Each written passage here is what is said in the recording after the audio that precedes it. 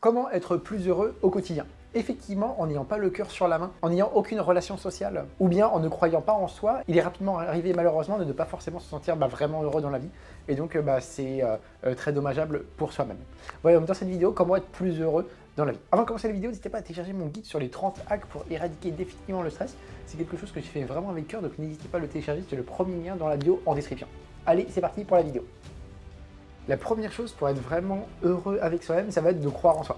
Effectivement, si d'ores et déjà vous êtes quelqu'un qui ne croyait pas forcément en vous, que vous n'avez pas forcément une certaine confiance vis-à-vis de vous-même, malheureusement on pourrait dire qui peut vraiment vous aimer, qui peut du coup avoir de l'admiration pour vous, ou ce genre de choses. Effectivement, donc voilà, il faut d'ores et déjà croire en soi pour en fait être confiant, que les autres nous apprécient, que l'image que l'on projette de nous à l'extérieur, elle soit également positive et que ça donne aussi envie aux gens de vous aborder, de vous voir d'une manière positive. Et donc voilà, d'ores et déjà, il faut directement croire en soi, être content de soi, avoir une certaine fierté, mine de rien. Et donc c'est vraiment le premier pas, en tout cas, moi je trouve, pour être heureux dans la vie. Donc c'est important de se construire une certaine confiance en soi, de croire en soi, en ses talents, avoir de l'estime de soi et voilà, renforcer sa confiance petit à petit via différents canaux. Mais en tout cas, j'ai fait plusieurs vidéos sur la chaîne, donc vous pouvez les consulter, notamment pour avoir confiance en soi et avoir de l'estime de soi. Un autre point très important pour être plus heureux, ça va être d'avoir de bonnes relations de qualité, avoir des gens sur qui compter dans son cercle proche, etc. Effectivement, si malheureusement on est complètement isolé, qu'on n'a personne sur qui compter, ça peut être assez dommageable. Bon voilà, après ça varie aussi en fonction des personnalités de chacun, mais d'une manière générale, on peut quand même constater que du coup les relations humaines participent en fait automatiquement à le fait d'être plus heureux, de mieux se sentir dans la vie et ce genre de choses. Il y a plusieurs études qui ont montré justement que les gens retenaient des fois à la fin de leur vie, c'est vraiment le fait qu'elles aient eu des bonnes relations, des relations de qualité au long de leur vie, et c'est ça qui a fait ou non que du coup se sentait bien ou pas.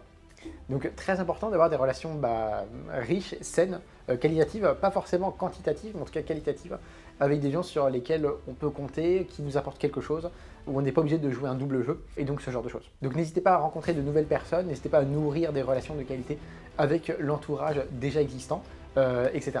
Voilà pour le point numéro 2. Un autre point que je cite dans beaucoup de mes vidéos, ça va être de faire de l'exercice physique. Effectivement, l'exercice physique sécrète des endorphines, qui sont l'hormone justement du bonheur, du bien-être, etc.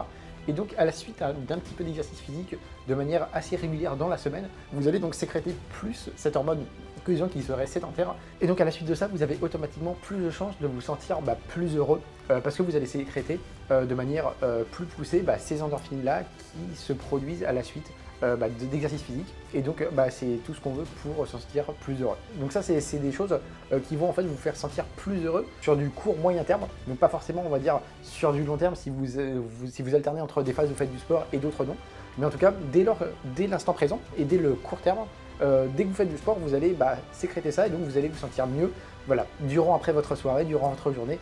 Et c'est pour ça qu'il y a des personnes qui aiment bien faire un footing dès le début de la journée, tôt le matin, pour en fait toute la journée se sentir un peu mieux et plus relax. Donc vraiment très important aussi de faire régulièrement de l'activité physique. Ça, la durée varie vraiment d'une personne à l'autre, mais il me semble que l'OMS recommande 150 minutes d'activité physique par semaine. Donc du coup, vous pouvez la départager comme vous voulez, mais il n'y a pas de règle précise. Certaines personnes pourront se contenter au final de 2 heures de sport par semaine, alors que d'autres, par exemple, auront besoin de 4 heures de sport par semaine pour se sentir bien, ou ce genre de choses. Donc voilà, donc la durée varie complètement, mais en tout cas, essayez de trouver du temps quand même pour faire du sport qui convient par rapport à votre emploi du temps pour que ce ne soit pas aussi contraignant et pour que vous n'y allez pas forcément en freinant. Et donc voilà, normalement, vous devriez apprécier ça. Voilà donc pour le point numéro 3. Un autre point très important, ça va être de tenter des nouvelles expériences et se focaliser sur les expériences plutôt que sur le matériel. Effectivement, il y a eu des études également qui ont été faites et à la fin de la vie des personnes, quand on leur demande à la fin de leur vie qu'est-ce qu'elles retiennent de telle ou telle chose, personne ne va dire que je retiens quand j'avais acheté tel téléphone à tel moment et du coup j'avais été très heureux et c'est ça qui a changé ma vie. Même si du coup on peut vraiment bien aimer les biens matériels, comme moi par exemple, c'est vrai que les expériences restent beaucoup plus longtemps dans la tête et peuvent vraiment transformer votre vie drastiquement. Si vous avez eu des très bonnes expériences, vous avez côtoyé des bonnes personnes à un bon moment ou ce genre de choses, vous pouvez le retenir toute votre vie.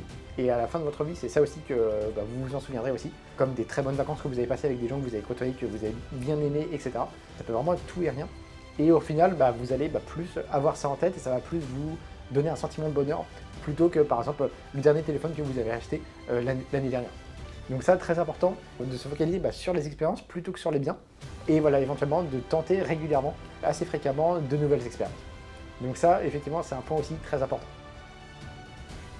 Un autre point qui ne va pas forcément de soi, mais que je trouve aussi très important, ça va être de se fixer des objectifs atteignables, réalisables et un petit peu challengeants également.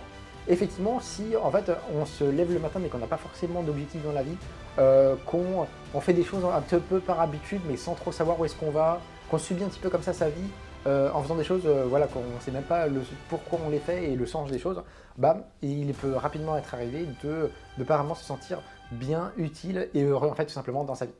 Effectivement, en ayant des objectifs précis quand vous vous levez le matin, où vous vous dites il faut absolument que j'accomplisse ceci, que j'accomplisse cela, avant telle heure, j'ai ceci à faire, j'ai cela à faire, vous allez avoir un moteur pour la journée et vous allez être plus motivé. Et ça, ce sentiment de motivation, ça va automatiquement améliorer du coup le fait que vous soyez heureux ou pas. Après, ça dépend quel type de tâche et si vous voyez vraiment un sens à ce que vous faites dans la vie. Mais en tout cas, moi j'ai toujours constaté que dès lors qu'il y avait un peu des objectifs, des choses à faire, un petit peu remplir son emploi du temps, son agenda, ça participait aussi à se sentir plus heureux, plus utile, plus actif dans la vie. Et c'est quelque chose qui peut vraiment faire avancer les choses et vous faire sentir plus heureux dans la vie quotidienne.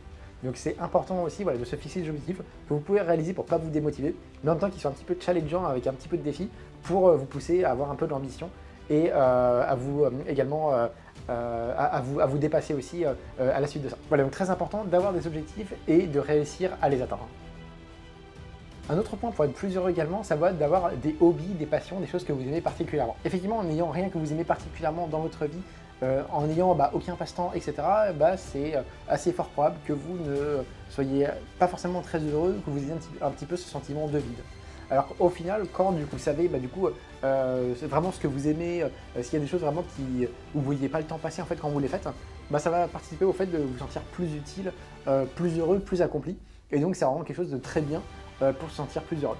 Donc ça peut vraiment être n'importe quoi, ça peut être dessiner, photographier, écouter de la musique, regarder un film, lire, écrire, enfin ça peut vraiment être n'importe quoi. N'importe quelque chose qui vous fait en fait vous sentir un peu plein et un petit peu où vous voyez vraiment du sens à ce que vous faites en faisant cette activité-là. Donc voilà, donc très important en tout cas de trouver des passe-temps, des passions, des hobbies, en tout cas voilà, n'importe quelle chose où au final vous ne voyez pas le temps passer. Et le dernier point de la vidéo, c'est un point où je vais englober pas mal de choses, notamment par rapport au fait d'être dans la bienveillance, mais aussi d'être en accord avec ses valeurs, d'être aligné avec soi-même, ce genre de choses. Effectivement, donc par exemple par rapport à la bienveillance, en étant bienveillant vis-à-vis de soi-même, on est plus tolérant, on est plus agréable, on est moins dans un état de stress, donc qui participe au bonheur. Également, on est du coup dans la bienveillance vis-à-vis des autres, et donc les autres nous le rendent, et donc on est dans une bulle assez positive et heureuse du coup, en ayant des relations de qualité, des relations agréables avec les gens, non conflictuelles. Et par rapport au fait d'être aligné avec ses valeurs, en accord avec soi-même, en fait effectivement, si vous n'êtes pas en accord avec vos valeurs, et que du coup vous dites des choses par exemple à d'autres personnes qui ne sont pas en accord avec vous-même, ça va participer au fait que vous soyez un peu dans une interaction un peu hypocrite et vous n'allez pas forcément vous sentir bien à la suite de vous quand vous êtes rentré à la maison ou ce genre de choses. Donc c'est important aussi d'être en accord avec ses valeurs, même si des fois ça peut coûter du coup une relation de mauvaise qualité ou une altercation, enfin voilà, une confrontation ou un truc un peu vous momenter. Mais du coup ça va être important vraiment de rester aligné comme ça avec ses valeurs autant que possible pour vraiment se sentir bien vis-à-vis de soi-même. Et voilà, donc ça va participer aussi au fait que vous ayez confiance en vous et donc que vous soyez du coup plus heureux dans la vie. Voilà, en tout cas pour cette vidéo, j'espère vraiment qu'elle vous aura plu, c'est qu'elle peut être un petit like, ça fait toujours plaisir pour moi, pour la chaîne, etc. Et puis là je vous dis à bientôt, salut!